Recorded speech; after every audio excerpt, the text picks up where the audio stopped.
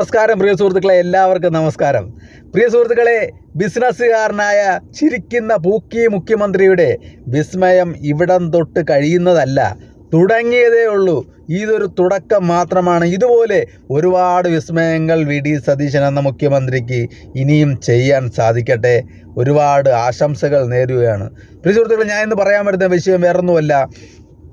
ഒരുപാട് കഷ്ടപ്പെട്ട് ഒരുപാട് പ്രതീക്ഷയോടെ പഠിച്ച് ഒരു ജോലിയിൽ കയറിപ്പറ്റി ആ ജോലി വർഷങ്ങളായി ചെയ്തുകൊണ്ടിരിക്കുന്ന ആ ഒരു ജോലി ഒരു സുപ്രഭാതത്തിൽ ആ ഒരു ജോലി നഷ്ടപ്പെടുക എന്ന് പറയുന്നത് എത്രത്തോളം വേദനയുള്ള ഒരു കാര്യമാണെന്ന് അത് നഷ്ടപ്പെട്ടവന് മാത്രമേ അറിയുള്ളൂ. അതിൻ്റെ ഒരു വേദന എത്രയാണെന്ന്. ഒരു കുടുംബത്തിൻ്റെ പ്രതീക്ഷ, ഒരു കുടുംബത്തിൻ്റെ പട്ടിണി മാറ്റാനുള്ള വരുമാനം നഷ്ടപ്പെട്ടാൽ അത് എത്രത്തോളം ആ കുടുംബത്തിനെ ബാധിക്കുമെന്നത് ആ കുടുംബത്തിൽ അനുഭവിക്കുന്നവർക്ക് മാത്രമേ അറിയാൻ സാധിക്കത്തുള്ളൂ. ഞാനിത് പറയുമ്പോൾ നിങ്ങൾ ചോദിക്കും, എന്താണ് ഒരു പുതിയ ന്യൂസ് എന്ന് നിങ്ങൾ ചോദിക്കും. പുതിയ ന്യൂസല്ല, ഇത് യാഥാർത്ഥ്യമാണ് ഞാനിവിടെ പറയുന്നത്. കാണണ്ടേ ആ യാഥാർത്ഥ്യമാണ് നിങ്ങളടുത്ത് കാണാൻ പോകുന്നത്. കണ്ടു നോക്ക്. എൻ്റെ പേര് ഷാൻലി ആന്റണി എന്നാണ്. ഞാൻ ഗവൺമെന്റ് LPS കുന്നങ്കരി സ്കൂളിലെ HM ആണ്.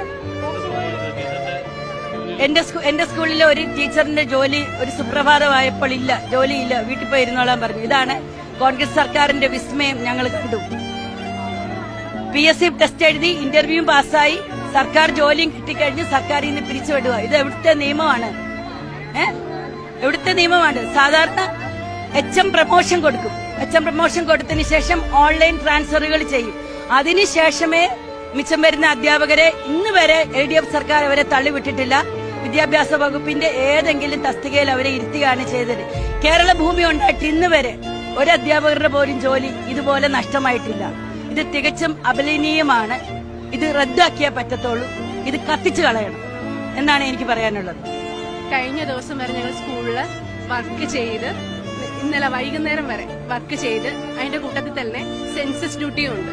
അതും ചെയ്തു വരുന്ന അധ്യാപകരാണ്. ഇന്ന് രാവിലെ എഴുന്നേൽക്കുമ്പോൾ ജോലി ഇല്ല എന്ന് പറയുന്ന ഒരു അവസ്ഥ ഒന്ന് ആലോചിച്ച് നോക്കുക. ഞങ്ങളെല്ലാരും കഷ്ടപ്പെട്ട് പഠിച്ച് എത്തിയ ഒരു പൊസിഷനാണിത്. പെട്ടെന്ന് നമ്മുടെ ജോലി ഇല്ല, അല്ലെ വരുമാനം ഇല്ല എന്നുള്ള അവസ്ഥ ഒന്ന് ആലോചിച്ച് നോക്കിക്കേ. എല്ലാവർക്കും എന്ത് സങ്കടം വരും, വീട്ടുകാരെന്ത് വിചാരിക്കും? അത്രയും നാളും കഷ്ടപ്പെട്ട് പഠിച്ച ജോലിയാണ്, ഒറ്റ വാക്കിലില്ല എന്ന് പറയുമ്പോ ഉള്ള അവസ്ഥയും.